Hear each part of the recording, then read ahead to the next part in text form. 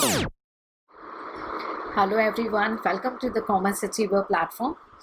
आज इस वीडियो के थ्रू हम कंटिन्यू कर रहे हैं हमारा ऑर्गेनाइजेशन थ्योरी का learning meaning and nature of the organisation. और आज जो हम टॉपिक डिस्कस करने जाएंगे वो है ऑर्गेनाइजेशन के पर्सपेक्टिव।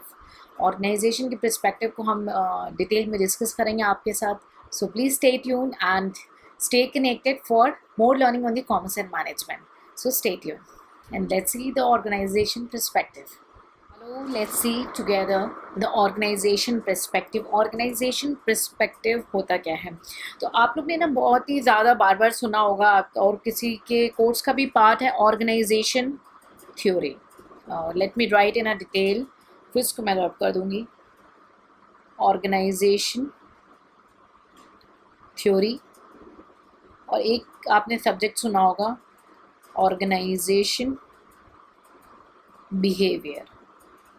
ठीक है, सो कई बार इनको कनेक्ट कर दिया जाता है एज इन वन पार्ट और कई बार इनको डिफ्रेंशिएट रखा जाता है as in two different subjects. ठीक है, तो ऑर्गेनाइजेशन पर्सपेक्टिव क्या है? ऑर्गेनाइजेशन का जो पर्सपेक्टिव है, यानी ऑर्गेनाइजेशन का नज़रिया, कि वो अपने आप को किन दो नज़रियों से देखता है, वो है माइक्रो एंड मैक्रो। आपने कई जगह पे ये वर्ड सुना होगा माइक्रो। तो जैसे नाम आपको सुनाई दे रहा है ना माइक्रो, तो माइक्रो आपका क्या हुआ? छोटा बात। ठीक है, माइक्रो क्या हुआ? Small thing. once again, okay.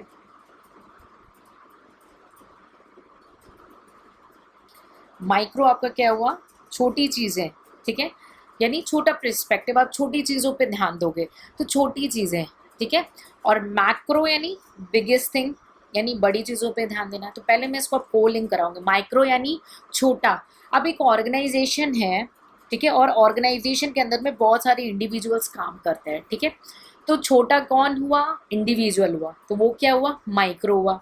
ठीक, तो जब इंडिविजुअल काम करते हैं और वो माइक्रो हैं, तो हम बिहेवियर किसका चेक करेंगे? इंडिविजुअल का ना, ऑर्गेनाइजेशन का बिहेवियर नहीं चेक करेंगे, है ना। तो बिहेवियर किसका चेक करेंगे? इंडिविजुअल का। तो अब हम डॉट्स को कनेक्ट करते हैं। माइक्रो हुआ इंडिविजुअल, जो छोटे लोग हैं ऑर्गेनाइजेशन के कंपैरेटिवली, इंडिविजुअल कम लोग हुए। तो माइक्रो क्या हुआ? इंडिविजुअल हुए, ह्यूमन बींग्स हुए, और उनको हम किसे कोरिलेट करते हैं? उनका दूसरे, उनको क्या कहते हैं? ऑर्गेनाइजेशन का बिहेवियर। तो वो अगर कौन से सब्जेक्ट का पार्ट हो जाएगा? ऑर्गेनाइजेशन बिहेवियर का पार्ट हो जाएगा। ठीक है, यानी इंडिविजुअल के बारे में, हमें उस ह्यूमन बींग के बारे में जो ऑर्गेनाइजेशन के अंदर काम करते हैं उनके बारे में पूरी कंप्लीट स्टडी है कि इंडिविजुअल कैसा काम करता है, उनका नेचर क्या है, उनका इंट्रैक्शन कैसा है अदर इंडिविजुअल के नाम, उनके पर्सपेक्टिव्स क्या हैं। ठीक है, उनका बिहेवियर का स्ट्रैटेजीज क्या हैं। ठीक है, उनको कैसे मोटिवेशन मिलेगा, है ना। तो वो सारा आपका ऑर्गेनाइजेशन बिहेवियर का पार्ट हो जाएगा। ठीक है, तो आप डॉट्स कनेक्ट करेंगे एग्जाम में, आप कभी भी आ जाना, बिल्कुल भी मिस्टेक नहीं होगा इसको सुनने के बाद। ठीक है, सो माइक्रो यानी कम, अगर ऑर्गेनाइजेशन से कंपेयर के, तो वो है इंडिविजुअल ह्यूमन बींग्स जो ऑर्गेनाइजेशन में काम करते हैं, और हम उनका बिहेवियर देखेंगे, दैट्स एन ऑर्गेनाइजेशन बिहेवियर। और मैक्रो की बात करें तो ऑर्गेनाइजेशन क्या है? लार्ज है, बिगेस्ट है। So macro is the organisation. ठीक है, एंड इट्स कोरिलेशन क्या बोलेंगे उसको? Organisation theory. तो अगर ऑर्गेनाइजेशन थ्योरी क्या हुआ? ये स्टडी है ऑफ द ऑर्गेनाइजेशन, है ना। और वो क्या है? मैक्रो लेवल है। तो ऑर्गेनाइजेशन को एज ए यूनिट स्टडी किया जाएगा कि कैसे ऑर्गेनाइजेशन काम करता है, कैसे ऑर्गेनाइजेशन का स्ट्रक्चर बनता है, कौन सी टेक्नोलॉजी अपनानी है, कौन सी नहीं अपनानी है।